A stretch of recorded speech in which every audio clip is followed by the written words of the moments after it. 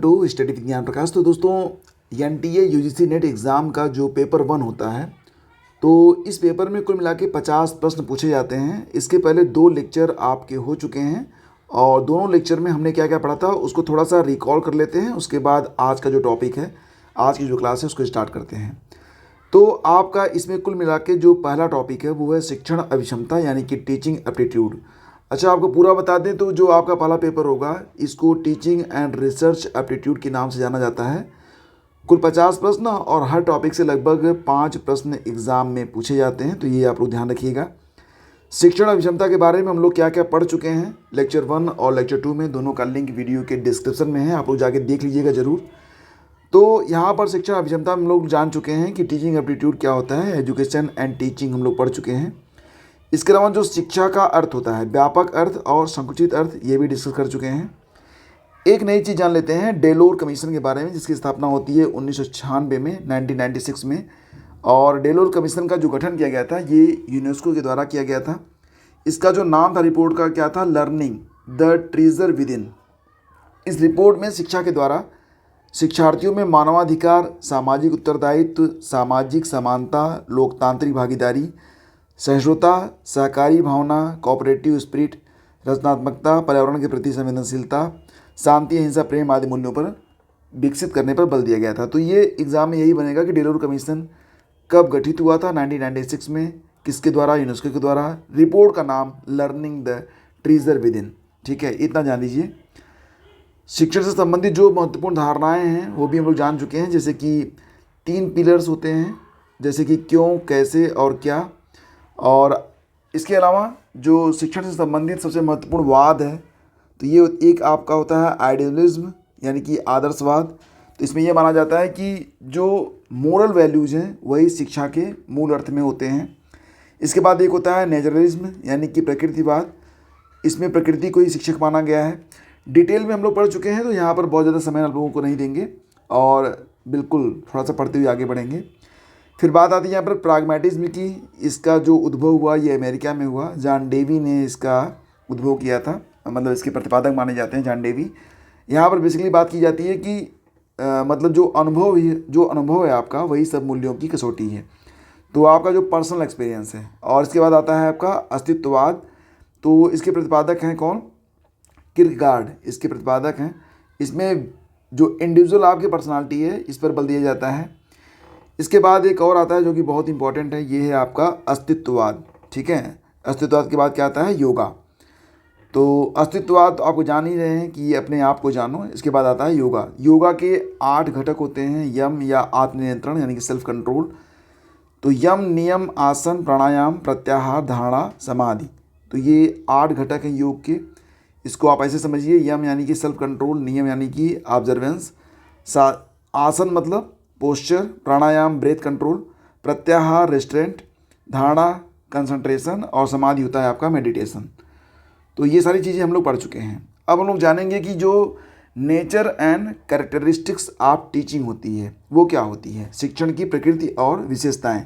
तो यहाँ से आपका जो नया टॉपिक है ये स्टार्ट हो रहा है। और देखो यहाँ पर ध्यान समझो कि शिक्षण की कुछ परिभाषाएं हम लोग पहले ही जान चुके हैं, लेकिन जो नेचर एंड कैरेक्टरिस्टिक्स है शिक्षण का, उसमें बेसिकली जो है 8 बातें यहाँ पर समाहित हैं। पहली बात है कि जो शिक्षण है ये मूलतः एक बौद्धिक गतिविधि है। तो आपको पता ही है कि शिक्षण क्या है, एक बौद्धिक विकास की मनोवैज्ञानिक प्रक्रिया होती है।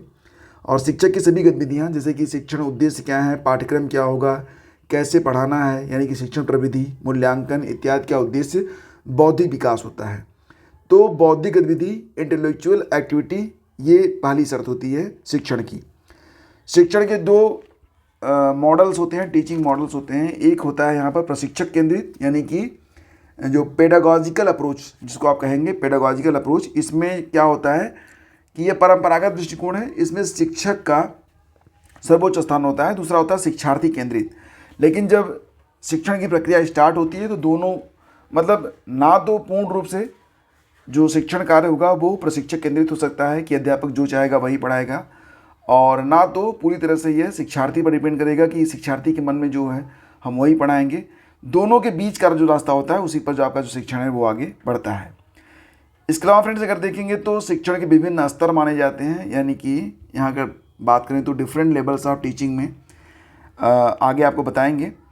शिक्षण पाठचर्या और पाठ्यक्रम में अंतर होता है। कई बार लोग पाठचर्या, करिकुलम और पाठ्यक्रम यानी कि सिलेबस में अंतर नहीं समझते हैं, वो भी हम जानेंगे। शिक्षण का जो वातावरण होता है गतिशील होता है, क्योंकि शिक्षण क्या है, शिक्षण संचार पर आधारित होता है और संचार एक डायनेमिक प्रोसेस होता है। इसके अलावा है शिक्षण अधिगम यानी कि लर्निंग, इंस्ट्रक्शंस और ट्रेनिंग इत्यादि का परस्पर घनिष्ठ संबंध है। शिक्षण एक प्रोफेशन है और शिक्षण विज्ञान के साथ साथ कला है। तो ये मेन 8 पॉइंट हैं जो कि आगे हम जानेंगे शिक्षण की प्रकृति और विशेषताओं के अंतर्गत। तो सबसे पहले तो आप समझिए कि जो इंडिविजुअल एक्टिविटी होती है, बौद्धिक गतिविधि, ये मैं आप लोगों को बता भी चुका हूँ, दोबारा से बता देता हूँ कि शिक्षण अधिगम प्रक्रिया में छात्र क्या होता है, वो अनिर्मित उत्पाद होता है, रॉ मटेरियल की तरह होता है, और शिक्षक जो होता है वह उसके बौद्धिक विकास के लिए जो मनोवैज्ञानिक प्रक्रियाएं अपनाता है। तो इसी वजह से शिक्षण अनिवार्य रूप से एक बौद्धिक गतिविधि मानी जाती है। इसमें क्या होता है कि पहले जो शिक्षक होगा वो शिक्षण उद्देश्य क्या है, क्या परिवर्तन लाना चाहता है वो स्टूडेंट में, इसके लिए वो क्या प्रविधि अपनाएगा, पाठ्यक्रम क्या रखेगा, मूल्यांकन कैसे करेगा, तो बहुत सारी चीज़ें यहाँ पर शामिल होती हैं। खैर इससे एग्जाम में ज़्यादा प्रश्न बनते नहीं हैं, लेकिन आप लोग समझ गए होंगे कि यह एक बौद्धिक गतिविधि होती है। दूसरी बात है बेसिक टीचिंग मॉडल्स, ये बहुत इंपॉर्टेंट है। बेसिक टीचिंग मॉडल्स मैंने आप लोगों को बताया था कि एक आपका हो जाएगा पेडागॉजिकल अप्रोच यानी कि प्रशिक्षक केंद्रित, दूसरा हो जाएगा आपका यहाँ पर एंड्रोगॉजिकल अप्रोच यानी कि शिष्य केंद्रित। ठीक है, तो फ्रेंड्स इसके बाद आगे बढ़ेंगे और डिफरेंट लेवल्स ऑफ टीचिंग के अंतर्गत यानी कि जो शिक्षाविद होते हैं तो उन्होंने शिक्षण को विभिन्न स्तरों पर परिभाषित करने का प्रयास किया है। इसमें एक आपका हो जाता है स्मृति स्तर, तो इसके जो प्रतिपादक हैं वो हार्वर्ड माने जाते हैं और यह शिक्षण अधिगम प्रक्रिया का प्रारंभिक चरण होता है। इसमें तथ्यों को कंठस्थ यानी कि रोट और अभ्यास करने के लिए प्रेरित किया जाता है। बेसिकली जब बच्चे होते हैं, जो छोटे बच्चे होते हैं, उनको आपने देखा होगा कि चीज़ों को रटाया जाता है, तो रटाने पर आधारित है ये स्मृति स्तर। ठीक है, इसके बाद आपका हो जाएगा दूसरा अवबोध स्तर। तो जब आप चीज़ों को रटेंगे तो आगे चलकर चीज़ें जब आपके मस्तिष्क में रहेंगी, आप याद करेंगे, तो बाकी चीज़ों से आप उसे जब रिलेट करना सीखते हैं तो उसे कहते हैं अवबोध होना। ठीक है, तो आगे चलकर जब शब्द बनते हैं, जैसे कि आपने बच्चे को रटाया है क, फिर ल और म, ये रटा दिया है, लेकिन आगे चल के आप बताएंगे कि क ल म लिखकर कलम बनता है, तो ये अवबोध स्तर पर है। बच्चा आगे चलकर आम लिखना सीखता है, शब्दों का ज्ञान उसे होने लगता है और फिर शब्दों से वो वाक्य बनाने लगता है। तो ये होता है अवबोध स्तर। इसके जो प्रणेता हैं वो मॉरिसन माने जाते हैं। तीसरा हो जाएगा आपका चिंतन या विमर्शीय स्तर। इसको रिफ्लेक्टिव लेवल कहा जाता है। जैसे कि क्या होता है कि इसमें एक चीज़ जो आप सीख रहे हैं उसका प्रयोग आप दूसरी जगह भी जाकर करने लगते हैं। जैसे कि आप मैथ पढ़ते हैं और मैथ का प्रयोग आप फिजिक्स में भी करना स्टार्ट कर देते हैं। तो इसके जो प्रणेता हैं वो हंट हैं। तो 3 स्तर माने जाते हैं, स्मृति स्तर, अवबोध स्तर और चिंतन या विमर्शीय स्तर, यानी कि मेमोरी लेवल, अंडरस्टैंडिंग लेवल और रिफ्लेक्टिव लेवल। तो बस साधारण तरीके से पढ़ते हुए आगे बढ़ेंगे। नेक्स्ट देखते हैं कि आगे क्या है इसमें। जैसे कि पाठ्यक्रम, सिलेबस और पाठ्यचर्या, ये बहुत इंपॉर्टेंट है। कई बार हम सिलेबस और करिकुलम दोनों को एक ही समझते हैं, तो ध्यान से समझिएगा कि सिलेबस क्या है। जो प्रिंट है वो सिलेबस है, जो आपको दिया गया है कि इतना पढ़ना है वो आपका सिलेबस है। लेकिन कैसे पढ़ना है, क्या किताबें उसमें शामिल होंगी, जैसे कि स्कूल में जब आप जाते हैं तो ये तय रहता है कि इतना पढ़ना है। ठीक है, वो आपको एक, जैसे मान लेते हैं कि आपकी परीक्षा है एनटीए नेट की, उसमें आपने देखा होगा कि आपका एक सिलेबस पहले से ही तय है कि भैया ये सिलेबस है। लेकिन उस सिलेबस को कैसे आप पूरा करेंगे, क्या टेक्निक अपनाएंगे, कौन कौन सी किताबें पढ़ेंगे, कैसे उसको पूरा करने के बाद उसका मूल्यांकन कैसे होगा, तो पूरी जो प्रविधि है, मतलब इसमें क्या क्या चीज़ें शामिल होती हैं। इसमें जो शिक्षण सामग्री है और जो इसमें शिक्षार्थी शिक्षण सामग्री के मध्य नियोजित स्तर पर जो क्रिया होगी, संसाधन होगा, इसमें बुक्स और मल्टीमीडिया वगैरह, और फिर मूल्यांकन, यानी कि पूरी जो प्रक्रिया है वो शामिल होती है आपके करिकुलम में। अब आप समझ गए होंगे कि करिकुलम थोड़ा सा विस्तृत अर्थ रखता है, जबकि पाठ्यक्रम का जो अर्थ है वो बस ये होता है कि ये संक्षेप में आपको बस ये बता देना होता है कि क्या पढ़ना है। ठीक है, तो पाठ्यक्रम और पाठ्यचर्या में ये थोड़ा सा अंतर होता है, इसको अब आप लोग समझ ले गए होंगे। नेक्स्ट आगे बढ़ते हैं। गतिशील वातावरण, डायनेमिक इन्वायरमेंट के बारे में जानते हैं कि जो आपका शिक्षण होगा उसका जो परिवेश होता है, इन्वायरमेंट होता है, उसको गतिशील माना जाता है। क्यों? क्योंकि शिक्षण एक निरंतर प्रक्रिया है, मूल तत्व संचार है। जब कम्युनिकेशन होता है तो आप चीज़ों को समझ पाते हैं, सीख पाते हैं, और संचार क्या है, एक डायनेमिक प्रोसेस है। तो इसलिए यहाँ का जो वातावरण है उसे डायनेमिक माना जाता है। और इसमें कुल मिला के देखा जाए तो जो आपका टीचिंग एनवायरनमेंट है उसमें मुख्य जो है 3 प्रकार के चर माने जाते हैं। ठीक है, कितने? 3 प्रकार के चर इसमें माने जाते हैं। कौन कौन से? एक तो आपका हो जाएगा यहाँ पर इंडिपेंडेंट वेरिएबल, जिसमें शिक्षक आएगा। तो शिक्षण प्रक्रिया में शिक्षक क्या होता है? एक स्वतंत्र चर के रूप में कार्य करता है। वह छात्रों को यथापूर्ण मतलब क्या होता है कि अधिगम अनुभव, लर्निंग एक्सपीरियंस को प्रदान करने के लिए विभिन्न प्रकार के कार्यों और गतिविधियों में व्यस्त रहता है। मतलब सारी जो आपकी शिक्षण प्रक्रिया होती है वो किस पर डिपेंड करती है? वो शिक्षक पर डिपेंड करती है। तो ये इंडिपेंडेंट है, किसी पर आश्रित नहीं है। जबकि जो छात्र होते हैं वो आश्रित होते हैं किस पर? वो अपने शिक्षक पर आश्रित होते हैं, तो ये डिपेंडेंट हो गए। इसके अलावा एक इंटरवेनिंग होता है। जब छात्र और शिक्षक आमने सामने होंगे तो बीच में कुछ चीज़ें आएंगी, जैसे कि पाठ्य वस्तु आएगी, शिक्षण विधियाँ आएंगी, शिक्षण युक्तियाँ आएंगी, व्यू आएगा। ये सब उसमें इंटरवेन करते हैं, हस्तक्षेप करते हैं। तो ये चीज़ें जो होती हैं वो इंटरवेनिंग वेरिएबल के अंतर्गत मानी जाती हैं। तो शिक्षण वातावरण में कितने चर होते हैं? 3 होते हैं। कौन कौन से होते हैं? इंडिपेंडेंट, डिपेंडेंट और इंटरवेनिंग। समझ गए आप? आगे बढ़ते फ्रेंड्स, बात करेंगे शिक्षण का एक राजनीतिक वातावरण भी होता है। तो अभी तो मैंने आपको बताया था कि वेरिएबल के हिसाब से जो वातावरण है, तो इसमें क्या होगा कि एक तो हो जाएगी आपकी ऑटोक्रेसी, मतलब एक तंत्र शासन। इस व्यवस्था में शिक्षण प्रक्रिया शिक्षक प्रधान मानी जाती है कि जो भी करेगा शिक्षक करेगा। शिक्षक की बात शिक्षार्थी बिना तर्क मानेंगे। दूसरी बात होती है डेमोक्रेसी। इसमें शिक्षक और शिक्षार्थी मतलब स्टूडेंट और टीचर जो होंगे दोनों को ही समान महत्व दिया जाता है, मतलब दोनों ही महत्वपूर्ण। इसमें एक इसमें होता है आपका हस्तक्षेप रहित शासन। तो यह व्यवस्था सबसे लचीली है। इसमें शिक्षक एक मित्र के रूप में कार्य करता है, बाकी डिपेंड करता है। जैसे कि डेमोक्रेसी के का एक मतलब उससे भी सरल रूप मान सकते हैं आप। डेमोक्रेसी में तो परस्पर दोनों फैक्टर यहाँ पर इंपॉर्टेंट होते हैं, लेकिन जब आप बात करेंगे आप लेसिज फेयर के बारे में, तो यहाँ पर ये चीज़ें आती हैं कि हस्तक्षेप नहीं करेंगे, जो छात्र चाहेगा बस उतना ही करेंगे, उसके दोस्त के रूप में काम करेंगे। ठीक है। और फ्रेंड्स आगे बढ़े तो इसके बाद आता है शिक्षण में चरों के विभिन्न कार्य क्या होते हैं। तो मतलब ये जो वेरिएबल्स होते हैं इनके कार्य क्या होते हैं। जैसे कि निदानात्मक प्रक्रिया, इसमें क्या करेगा? तो जो आपका शिक्षक होगा, शिक्षक क्या करेगा? वो ये मान चलता है कि जितने भी हमारे छात्र हैं वो अद्वितीय हैं, कोई तेज होगा, कोई कमज़ोर होगा, किसी में कुछ विभिन्नताएं होंगी।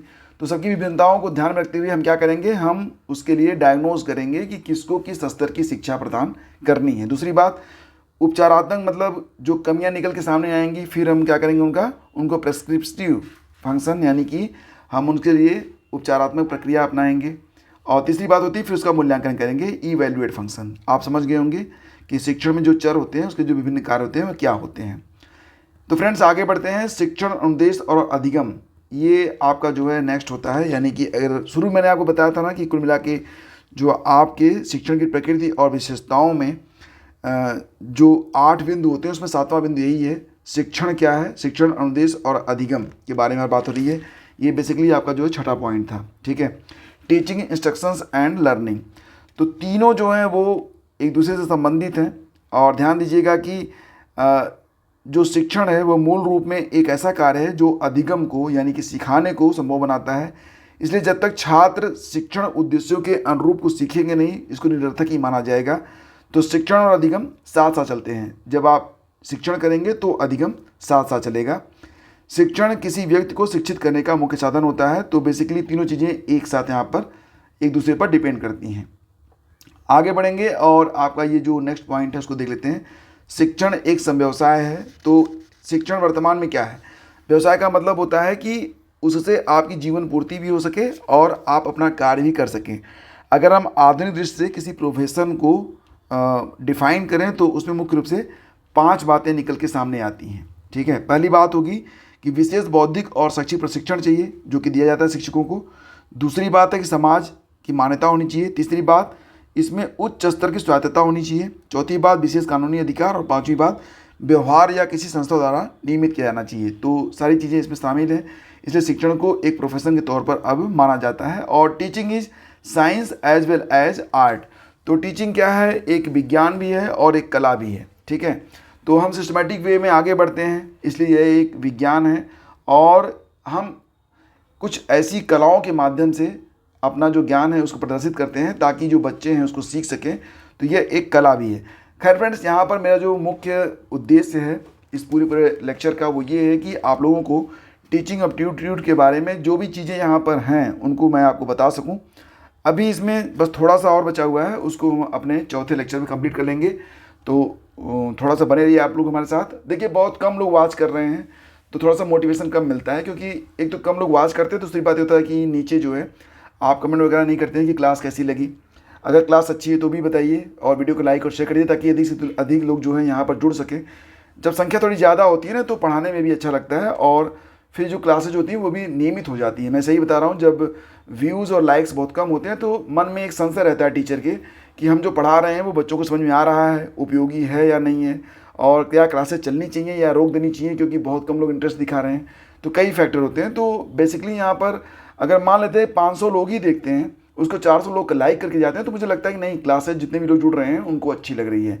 तो प्लीज़ वीडियो को लाइक करके आप अपना रिएक्शन ज़रूर दिया करें, और अगर संभव हो तो इसे जिस भी स्टडी ग्रुप से आप पढ़ रहे हैं वहाँ पर इसे शेयर कर दिया करें। चैनल पर पहली बार हैं NTA UGC नेट के लिए तो सब्सक्राइब करके जाइएगा। बहुत बहुत धन्यवाद। Thank you.